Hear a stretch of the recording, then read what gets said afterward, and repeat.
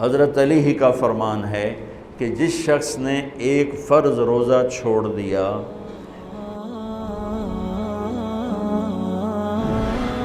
رمضان کیوں کہتے ہیں؟ رمضان کا مطلب ہے جل جانا، کس چیز کا جل جانا؟ صلاۃ الاوابین حین ترمز الفصال، نیک لوگ ایک نماز پڑھتے ہیں کب؟ جب اونٹ کے پاؤں جلنے لگیں، اونٹ کے پاؤں جب جلنے لگیں، اونٹ کے بچے کے پاؤں جب جلنے لگیں، تو رمضان میں جل جانا، اس کا روزے سے کیا تعلق ہے؟ اس کا روزے سے تعلق یہ ہے کہ 360 دن سال میں ہوتے ہیں چاند کے لحاظ سے، 330 دن کے گناہ اللہ رمضان کے روزوں میں ہر روز میرے آپ کے گناہ جلاتا ہے، جلاتا ہے، جلاتا ہے۔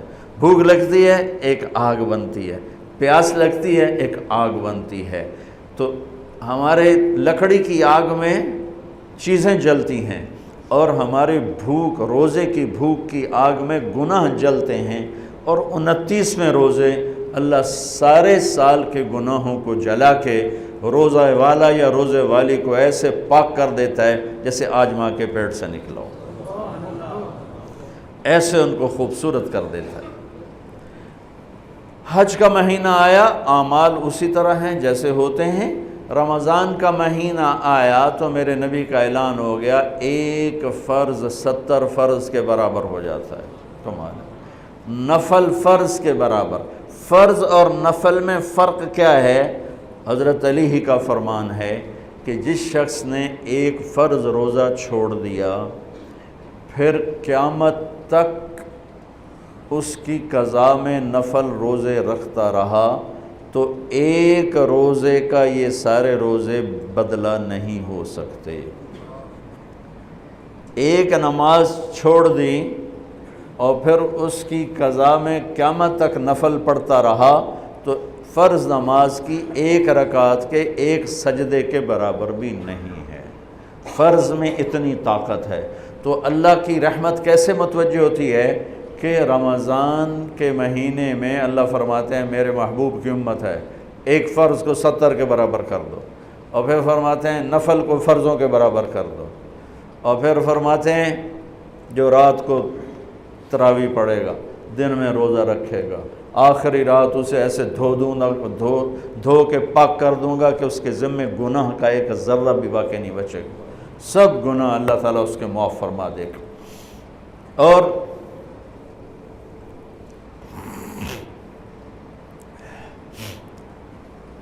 میرے نبی نے فرمایا من صام رمضان ایمانا و احتسابا، دوسری بھی من قام رمضان ایمانا و احتسابا، جس نے روزہ رکھا اللہ کی رضا کے لیے، جس نے تراویح پڑھی اللہ کی رضا کے لیے، اس کے پچھلی زندگی کے سارے گناہ اللہ معاف فرما دیتا ہے۔ رات کا قیام کسی امت کو نہیں ملا۔ دیکھو روزہ سخت تھا تو ان کا قیام اللیل نہیں تھا، چونکہ وہ اپنی کتاب پڑھ سکتے ہی نہیں تھے۔ رمضان میں اللہ نے آسمانی کتابیں اتاریں، یکم رمضان کو ابراہیم علیہ السلام پر، 2 رمضان کو تورات موسیٰ علیہ السلام پر، 8 یا 6 رمضان کو عیسیٰ علیہ السلام ان پر، موسیٰ علیہ السلام پر، ان پر داؤد علیہ السلام پر زبور کو اتارا، اور 12 یا 18 رمضان کو عیسیٰ علیہ السلام پر انجیل کو اتارا، اور 21 رمضان کو اللہ تعالیٰ نے پیر کی رات لیلۃ القدر میں غار حرا کے اندر اللہ تعالیٰ نے اپنے محبوب پر کتاب کو اتارا۔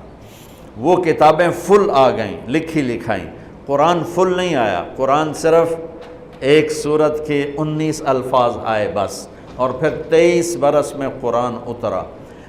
کتنے انبیاء ایسے گزرے ہیں جن کے پاس جبریل زندگی میں ایک دفعہ آیا، زندگی میں جبریل ایک دفعہ، اور 1 سے لے کر آگے کوئی تعداد مقرر نہیں ہے، 100 دفعہ 200 دفعہ، لیکن آپ حیران ہوں گے ہمارے نبی پر جبریل 23 برس میں 24,000 دفعہ آئے، 24,000 دفعہ، جو ایک عجب العجائب ہے، عجب العجائب ہے۔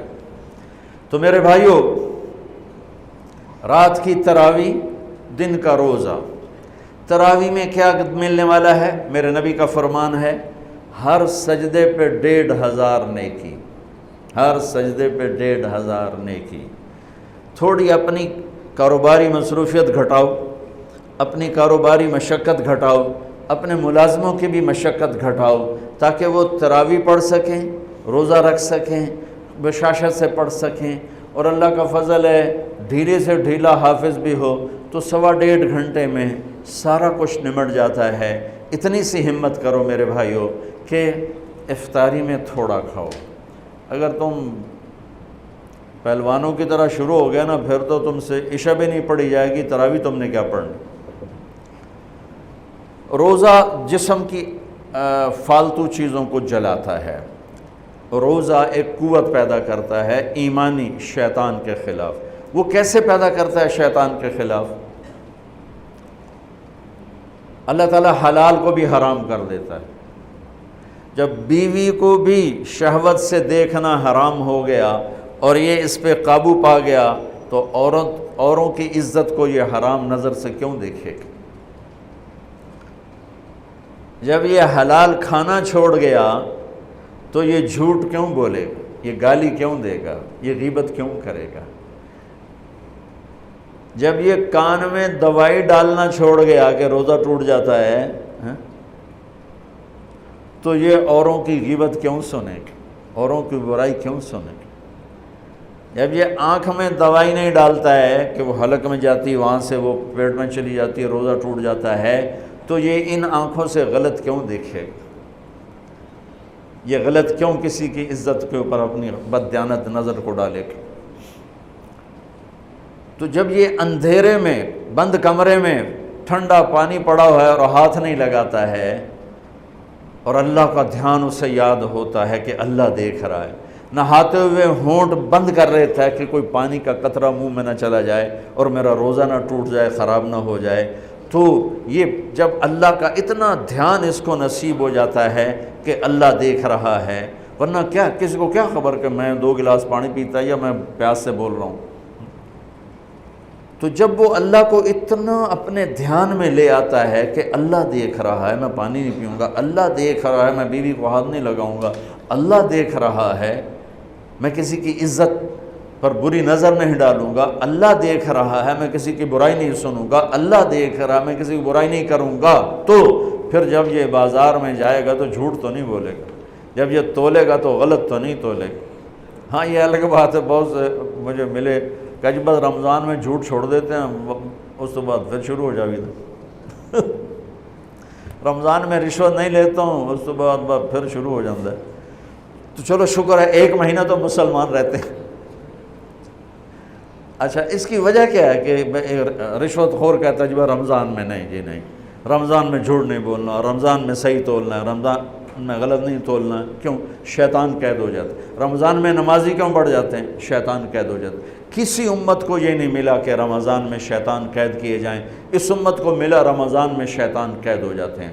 کسی امت کو یہ نہیں ملا کہ رمضان میں جہنم کے دروازے بند ہو جائیں، اس امت کو ملا ہے رمضان میں جہنم کے دروازے بند ہو جاتے ہیں، جنت کے دروازے کھل جاتے ہیں۔ کسی امت کو یہ نہیں ملا کہ ان کے لیے ہر مخلوق دعا کرے، رمضان کے مہینے میں اس امت کو یہ ملا ہے کہ ان کے روزہ رکھنے والوں کے لیے چونٹیاں بھی دعا کرتی، پرندے بھی دعا کرتے ہیں، مچھلیاں بھی دعا کرتی ہیں، ہوائیں دعا کرتی ہیں، ہر شے دعا کرتی ہے روزہ رکھنے والے کی۔ اس امت کو ملا۔ کسی امت کو یہ نہیں ملا کہ آخری رات ان کی سب کی بخشش ہو جائے، اس امت کو ملا ہے کہ رمضان کی آخری رات سب کی بخشش ہو جاتی۔ کسی امت کو یہ نہیں ملا کہ جنت کی حوریں انہیں روزوں میں یاد کریں، اس امت کو ملا ہے کہ اللہ تعالیٰ جنت کو کہتا ہے کہ تو تیار ہو جا، میک اپ کر لے، میرے بندے آ رہے ہیں، دلہن بن جا، سج دھج کے مجھے دکھا دے تاکہ میں اپنے بندوں کو پیش کروں تحفے کے طور پر۔ یہ ہے تمہاری بھوک کا بدلہ، یہ ہے تمہاری پیاس کا بدلہ۔